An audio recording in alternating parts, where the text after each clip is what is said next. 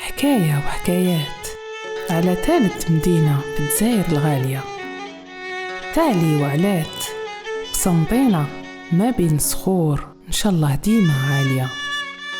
بيها معلقة القلوب والجسور وقاطع البحور اللي زارها وشاف زينها وتقاليدها السامية، طباع والشان وحلاوة اللسان ميزة أهلها، وتحت سماها خير وعافية، ولفها مالوف فرح بنت الصوف الفرقاني عراسها ديما زاهية، حنة وعادات تاي وقعدات عين المغرب عليها ديما باكية، علمها معلوم وولدها ملهوم وعشقها مفهوم، احكي وعاود على الحضارة الراقية، السويقة قاطعة بملاية